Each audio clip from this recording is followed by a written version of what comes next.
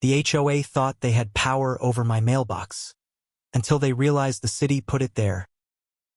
The sun hung high in the sky, its light casting long shadows across the quiet suburban neighborhood. A gentle breeze stirred the leaves in the trees, but everything felt still, as though the world was holding its breath. The rhythmic hum of the lawnmower filled the air as James pushed it along the neat stretch of grass in front of his home. He had just finished trimming the edges when he saw her, Karen. She appeared at the end of the driveway, walking with an exaggerated precision that made her seem more like a soldier on patrol than a neighbor out for a casual stroll. Her short, platinum blonde hair seemed to shimmer in the sunlight, her posture stiff and unnaturally straight, like a statue placed with perfect symmetry. But it was her eyes that caught James's attention. Her gaze was fixed, narrowed into a sharp line of intensity, and immediately, a knot tightened in his stomach. He didn't know why, but he could feel the tension building in the air around her, like the calm before a storm. James kept his focus on the mower, trying to ignore the unsettling feeling that crawled up his spine. He didn't want to give her the satisfaction of seeing him flustered, but as she approached, the crunch of her footsteps on the gravel driveway grew louder, drowning out the mower's steady hum. He gritted his teeth, resisting the urge to look up. She was getting closer. When she finally reached the foot of his driveway, Karen stopped in front of his mailbox. Without a word, she crossed her arms and stared at it. The silence between them felt thick, almost suffocating, and James could sense the judgment radiating off her. He wasn't sure what she was about to say, but he knew it wouldn't be good. "You've got to be kidding me," she muttered under her breath, loud enough for James to hear. Her eyes flicked from the mailbox to him, and then she took a step closer. Her lips curled into a tight, satisfied grin, the kind of smile that made his skin crawl. "That's an illegal structure," Karen declared, pointing at the shiny new mailbox in front of his house. "You're going to have to take it down. I'm fining you for it." James blinked, his heart skipping a beat. He couldn't believe what he was hearing. An illegal structure? His mailbox? He looked down at it, his gaze shifting between Karen and the post. It wasn't just any mailbox. It was the one the city had installed when they renovated the sidewalks last year. The workers had come through, placing identical mailboxes at every house on the block, ensuring they were uniform. Each one was stamped with the city's official seal. His pulse quickened as he fought to stay calm. "What are you talking about?" he asked, his voice steady, though the frustration simmered beneath the surface. "That mailbox was installed by the city." Karen's grin only widened, a look of superiority settling on her face. "Doesn't matter," she said, her tone dismissive. "It's still in violation of HOA regulations. And if you don't remove it in 30 days, you'll be fined." Her voice was firm, almost mechanical, as if she had delivered this message countless times before, each one more satisfying than the last. James's mind raced. He opened his mouth to speak, but the words seemed to stick in his throat. How could this be happening? He'd never had any issues with the HOA before. He'd paid his dues, followed the rules, and never caused trouble. But Karen wasn't interested in reason or facts or anything that made sense. She was interested in control. "You're going to fine me for a city-installed mailbox?" he asked, disbelief creeping into his voice. Karen tilted her head slightly, as if she were explaining something to a child. "That's right. And if you think you can get away with it, you're mistaken." James took a deep breath, trying to steady himself. The frustration and anger building inside him had nowhere to go. He felt a simmering heat crawl up his neck, but he knew he had to keep his cool. Losing his temper would only give her more power. Behind him, through the windows of the houses lining the street, he noticed the faint movement of curtains. Neighbors were watching, as they always did when Karen made an appearance. They'd all seen her in action before, and James could tell that they were waiting for the show. They knew how she worked, how she thrived on confrontation. She was the neighborhood's self-appointed queen, and they all expected her to get her way. James squared his shoulders, trying to ignore the eyes that were undoubtedly trained on him. He wasn't about to let her see how rattled he was. "Karen," he said, his voice steady despite the storm brewing inside him. This is a city-installed mailbox. It's not up to you. She stepped forward, pressing her point with a quiet but forceful authority. You have 30 days, she repeated, as though saying it again would make it more true. I'm the HOA president, and I make the rules. The smugness in her voice made James's blood boil. He knew exactly what this was. It wasn't about a mailbox. It was about Karen flexing her muscles, showing everyone that she was in charge, that she controlled everything. And she enjoyed it. For a moment, James didn't know what to do. The absurdity of the situation was overwhelming, and he couldn't shake the feeling that this was just the beginning. She wasn't going to stop here. He knew Karen, she never backed down, not once. She was always looking for a way to assert her dominance, to make sure everyone knew who was in control. But something inside him snapped. He wasn't going to let her have the upper hand. Not this time. I'm not removing the mailbox, he said firmly. His eyes locked onto hers. The words hung in the air, defiant and clear. Karen's eyes flashed with anger, her jaw tightening as if she were holding back the urge to snap at him. But she didn't. She stood there, her arms crossed, eyes narrowed, waiting for him to back down. The standoff seemed to stretch on forever, the silence between them growing heavier with each passing second. But James wasn't going to blink. Not now. I'll see you in 30 days, Karen said, her voice dripping with venom as she turned on her heel and walked back down the driveway, her steps loud and deliberate. James watched her go, the tension still thick in the air. He could feel the weight of her gaze on him as she disappeared from view. And just as he was about to turn back to his lawnmower, he noticed something that made his heart skip a beat. A neighbor, one who had never been particularly friendly, was standing by his front door, holding a phone in his hand. The camera lens was aimed directly at James. The knot in his stomach tightened. His neighbor wasn't just recording the moment. He was taking pictures. James had no idea what was going to happen next, but he was sure of one thing: this wasn't over. And as the sound of Karen's footsteps faded into the distance, James knew that this was just the beginning of something much bigger than a mailbox. Karen had always been a problem, but lately, it had become something far more dangerous. She wasn't just a nuisance anymore. She had transformed into the very embodiment of the HOA's authoritarian rule. The moment she had become president, something inside her seemed to change. What had started as an innocent desire to maintain a tidy neighborhood had quickly morphed into an insatiable thirst for. The day she walked down my street, arms crossed, I had seen her tear into neighbors for the smallest mistakes, taking joy in issuing fines for misplaced trash cans or a weed that dared to poke through a neighbor's fence. She'd call emergency HOA meetings over things that didn't even matter, just so she could put on a show of authority. Her tyranny was built on the assumption that no one would dare challenge her. And, for the most part, she was right. Most of the neighbors just complied, afraid of her reprisals. But not me. Not anymore.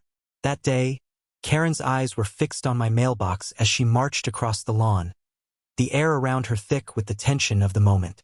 She stopped, hands on her hips, glaring at the metal post that had become the target of her latest vendetta. I followed her gaze, confused. My mailbox was fine. The city had installed it, after all, as part of their sidewalk renovations last year. I had paperwork to prove it, but Karen wasn't one to let facts get in the way of a good confrontation. "You need to remove this mailbox," she announced, her voice cold and matter-of-fact. "It's an illegal structure. You've been fined. 30 days to take it down." The words hung in the air, and for a moment, I simply stood there, stunned. The mailbox, the one the city had installed, the one that had the official seal, was illegal? The absurdity of it was enough to make my head spin. I glanced at the shiny metal post, then back at her. She had the audacity to smile, the kind of smile that only a person who believed they were untouchable could wear. The kind of smile that promised consequences for anyone who dared to question her. "Excuse me?" I asked, my voice steady but tinged with disbelief. "You heard me," she said, the smugness dripping from her every word. "I'm giving you 30 days. This is non-negotiable." I opened my mouth to argue, but the words wouldn't come. I could feel the eyes of the neighbors on me, peering out from behind windows, watching the spectacle unfold. Karen loved this. She thrived on the public humiliation, the drama. She wasn't just enforcing the rules. She was enjoying the power she held over the rest of us. It wasn't about a mailbox. It was about her need to show who was in charge. I took a deep breath, trying to keep my cool. This wasn't the first time Karen had tried to push me around, but this time, I wasn't going to back down. "Karen, you're wrong," I said, my voice firm. "This mailbox was installed by the city as part of their renovation project. It's perfectly legal." Her eyes narrowed. "I don't care what the city did.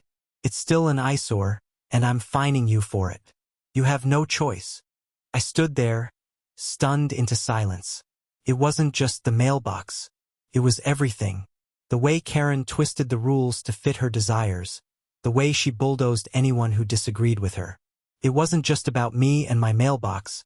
It was about her belief that she had the right to control everyone's lives, down to the smallest detail. "Are you threatening me?" I asked, my frustration bubbling up, but I kept my tone calm. I wasn't going to let her see my anger. Not yet. "Consider it a warning," she said, her voice dripping with authority. "Take it down or face the consequences." I could feel the weight of her words hanging in the air. I knew that if I let this slide, Karen would take it as a sign of weakness. She would push harder. She would find another excuse to exert control, another way to make everyone in the neighborhood feel small and powerless. But if I fought back, if I refused to let her get away with this, there would be consequences for me, too. The tension in the air was palpable. Karen was waiting for me to fold, to give in to her demands. She was certain that I would. After all, everyone else did. But I wasn't going to be her next victim. Not this time. I could feel the neighbors watching, the silence pressing in on me. I knew that if I didn't do something soon, this would escalate. But I also knew that Karen had made a mistake. She thought she could bully me, that she could manipulate me with her threats and her lies. What she didn't know was that I wasn't just going to sit back and take it. I was going to fight back, and I was going to make sure she didn't get away with it. I didn't answer her immediately. Instead, I turned and walked back into the house, my mind racing. As I shut the door behind me, I realized that this wasn't just about a mailbox. This was the moment that would decide everything. I could either cower and let Karen win, or I could take a stand, gather the evidence, and expose her for the fraud she was. I reached for my phone, quickly snapping a few photos of the mailbox. The city's seal, the uniformity of the installation, it was all there. Proof that Karen's claim was bogus. I didn't have time to waste. Karen had made a huge mistake, and it was time to show her just how big of one. Later that day, I visited City Hall, making sure to ask for the public records related to the sidewalk renovation project. I wasn't sure what I'd find, but I knew there had to be something that would prove once and for all that Karen was lying. As I rifled through the documents, a small thrill of victory surged through me. The mailbox had been installed by the city. There was no question about it. And then, as if the universe was handing me the final piece of the puzzle, I found it. Hidden among the papers was an overlooked note, something that would become my secret weapon. Karen had been skimming money from the HOA's funds, using her position to funnel money into her own pockets. It was a revelation that changed everything. I walked out of City Hall, my heart pounding in my chest. This was it. I wasn't just going to expose Karen for her overreach with the mailbox. I was going to bring her down, and I had the ammunition to do it. The war was on. The afternoon sun hung low in the sky, casting a warm, golden light across the neatly trimmed lawns of the neighborhood. The hum of lawnmowers blended with the distant chatter of children playing, the air thick with the scent of freshly cut grass. It was an ordinary Tuesday, the kind of day where nothing out of the ordinary was expected. That was, of course, until the envelope arrived. Mark had just finished a quick drink in the kitchen, wiping his brow with the back of his hand. He looked out the window, seeing Karen's house across the street. She was probably watching from her living room window, waiting for any opportunity to strike. Her power in the HOA had grown unchecked, and as far as she was concerned, no one was exempt from her rules. He was no different in her eyes. As he walked back into the living room, the unmistakable shape of an HOA envelope caught his eye on the kitchen counter. The bold, uppercase lettering of the HOA's official logo stood out like a warning. His stomach dropped as he reached for the letter, and as soon as he tore it open, his eyes scanned the contents, the words jumping off the page. This is your final notice. The mailbox in front of your property is illegal and must be removed immediately. The blood drained from his face as his pulse quickened. He stared at the letter in disbelief. He'd known Karen was relentless in enforcing her control over the neighborhood. But this was something else entirely. The mailbox in question wasn't some makeshift post he had slapped together. It was an official installation by the city itself, put in place during the sidewalk renovations a year ago. It had a city seal on it. How could she possibly claim it was illegal? Mark's mind raced, trying to process what was happening. He had been a patient observer of Karen's rise to power in the HOA. At first, she was just an annoying neighbor with a penchant for nitpicking. But as the months passed, she transformed into something far more dangerous. She relished in the authority the HOA gave her, abusing her position to control every aspect of the neighborhood. No one was immune to her judgment, and her reach extended to every house, every lawn, every mailbox. This wasn't about a mailbox, Mark realized. It was about power. Karen was flexing her muscles, trying to remind him who was in charge. But the mistake she made was underestimating him. He was done being intimidated. This time he would fight back. Mark stood still in the living room, the letter still in his hand, his fingers tightening around it. His calm exterior hid the fury inside. He knew that Karen had acted without thinking. She hadn't even bothered to check the records or verify her claims before issuing the fine. She had assumed that because she was the HOA president, she could do whatever she wanted, that no one would dare challenge her. But he wasn't going to let that happen. Mark took a deep breath, exhaling slowly, as if letting the anger flow out of him. His hands were steady as he pulled out his phone, snapping several photos of the mailbox from every angle. He zoomed in on the city seal, the post, the surrounding area. There was no way Karen could deny it now. This was an official installation by the city, and she had no right to interfere. He wasn't going to let her get away with this. He wasn't just defending a mailbox, he was defending the truth. Without wasting another moment, Mark grabbed his jacket and headed out the door, walking with purpose. The city hall was only a few blocks away, and he knew exactly where to go. As he walked down the street, the familiar sounds of neighborhood life continued, but his mind was focused entirely on the task ahead. Karen had made a grave mistake, and he was going to make sure she paid for it. When Mark arrived at City Hall, he went straight to the records department. The familiar smell of old paper and ink filled the air as he approached the desk. He greeted the clerk, a woman in her 50s with a no-nonsense demeanor. "I need to see the public records for the sidewalk renovation project from last year," he said, his voice steady. The clerk gave him a curious look but nodded, motioning for him to follow her. She led him to a back room filled with filing cabinets, pulling out the folder marked with the year of the renovation project. Mark watched as she flipped through the pages, his heart pounding in his chest. This was the moment. He was about to confirm everything he already knew. She handed him the file, and Mark's fingers moved quickly, flipping through the pages of documents. There it was, clear as day, documentation showing that the mailbox in front of his house had been installed as part of the official city renovation project.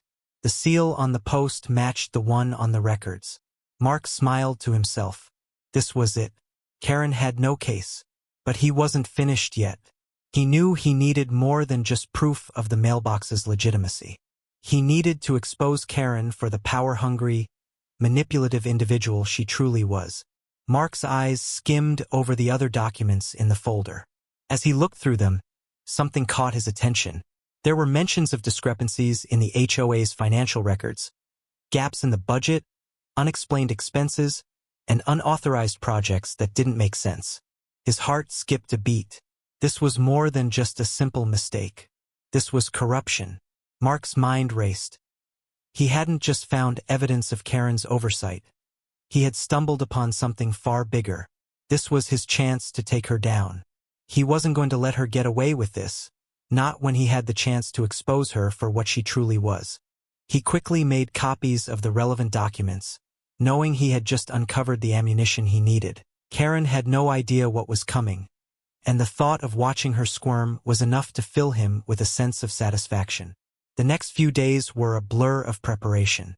Mark spent hours organizing his evidence, photos, documents, witness statements, everything he needed to expose Karen's lies and corruption.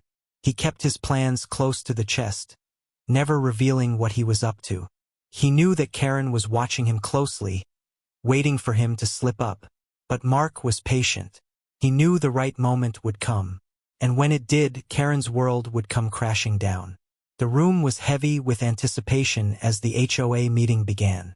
The fluorescent lights overhead flickered occasionally, casting a dull glow over the gathered neighbors, their murmurs and whispered speculations filling the air. Karen sat at the front of the room, perched in her usual spot like a queen in her throne, her sharp eyes scanning the room for signs of weakness, any hint of rebellion. But today was different. Today, the tables were about to turn. The moment I entered, I felt every pair of eyes fall upon me. It was subtle, but I could sense the shift in the room, an electric hum that charged the air. Everyone knew what was at stake. People weren't just here to watch a simple neighborhood dispute. They were here to witness something bigger. Karen had made herself a villain in this community, and I was about to expose her. I walked to the front, standing tall but calm, every movement deliberate. The hush that fell over the room was palpable. It was as if everyone knew the storm was coming but wasn't sure who would come out unscathed. I adjusted the stack of files in my hands, each folder a damning piece of the case I'd built. Every page, every photograph, every video was a carefully placed brick in a wall that would soon collapse around Karen. The chairman, Mr. Matthews, looked at me, his expression unreadable but polite. "You have the floor," he said, nodding to me. His words felt like a signal, a cue to begin the most important moment of this entire battle. I took a deep breath, and as I stepped up to the podium, my mind sharpened. My eyes swept across the room, glancing at Karen's smug, expectant face. She still didn't know what was coming. She was confident, perhaps too confident. That's what made her dangerous. But I wasn't going to let her manipulate the situation any longer. This was the moment of reckoning. "Thank you, Mr. Matthews," I began, my voice steady and calm, but with an edge that was impossible to ignore. "I'm here today not just to dispute an unfair fine, but to expose something far more dangerous happening in this community. Something that's been going on under all our noses." There was a slight shift in Karen's posture as I spoke, a flicker of surprise in her eyes, quickly masked by a veneer of superiority. She wasn't expecting me to address anything but the mailbox, but I wasn't going to give her the satisfaction of making this only about that. I wanted everyone to see what she had been hiding. I laid out the evidence one piece at a time. First, I showed the photos of the mailbox, clear images that documented the city's seal and the official installation process. "This is not an illegal structure," I said, placing the photos on the table for everyone to see. "This is a city-approved installation.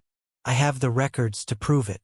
I paused, letting the weight of my words sink in. The silence in the room was deafening, and Karen shifted uncomfortably, her fingers tapping on the armrest of her chair. Then I moved on to the bigger picture. I pulled out the financial records I had gathered, the discrepancies in the HOA's accounting, and the questionable transactions. I could hear gasps from the crowd as I pointed to the numbers, showing how Karen had been using her position to funnel money into her personal accounts. "These are your dues at work," I said, "and they've been misused for personal gain." I could feel Karen's eyes burning into me, her face pale with disbelief. She was starting to realize that this wasn't just about the mailbox anymore. But I wasn't done yet. A former board member, Jane, had agreed to meet with me privately, and she handed over something I hadn't expected, a video from one of last year's HOA meetings. The footage showed Karen approving fraudulent fines, making false legal claims, and coercing board members into supporting her. I pressed play on the video, and the room watched in stunned silence as Karen's manipulation unfolded on the screen. Karen's face went white, her hand flying to her mouth in shock. She looked around the room, but it was too late. The damage was done. The community now knew what she had been hiding, and it was far worse than a simple dispute over a mailbox. But the greatest twist of all was yet to come. I had one final piece of evidence, something I had stumbled upon just hours before the meeting. As I reached for the final folder, a chill ran through me. I knew this was it, the moment that would seal her fate. I glanced at the board, and then back at Karen, whose expression was a mixture of defiance and fear. She still hadn't figured out what was coming. "I've also uncovered something else," I said, pausing for effect. "Something that goes beyond the corruption. Something more personal." I pulled out a series of text messages and emails between Karen and a developer who had been working with the HOA on various projects.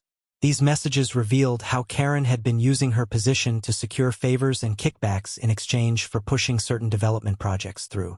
She had promised to approve permits in exchange for cash, and in some cases, she had even demanded gifts from contractors.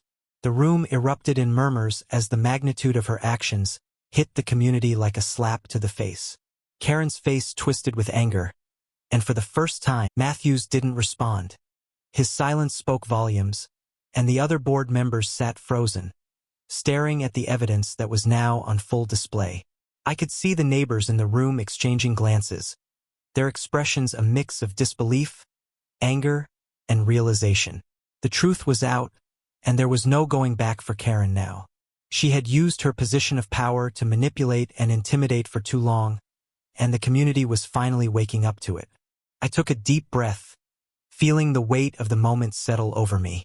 This was the climax of my journey, a moment of reckoning not just for Karen, but for the entire community. As Karen stood there, her face twisted in fear and fury, I knew that the fight was far from over. But I had won this battle, and I wasn't about to let her win the war. Karen's reign was over. The board members voted, and the decision was unanimous. Karen was removed from her position as HOA president, effective immediately. The neighborhood's funds were to be audited, and a full investigation would be launched into the developer's ties with the HOA. As the room erupted in applause, I allowed myself a moment of quiet satisfaction. But this wasn't just my victory. It was a victory for every neighbor who had suffered under Karen's control.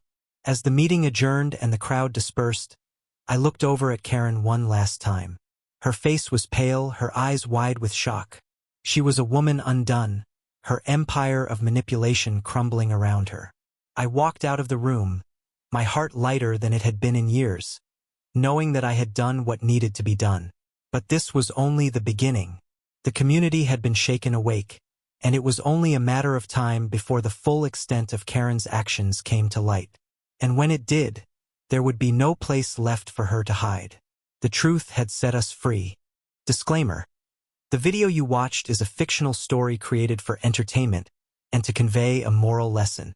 Any resemblance to real people or events is purely coincidental.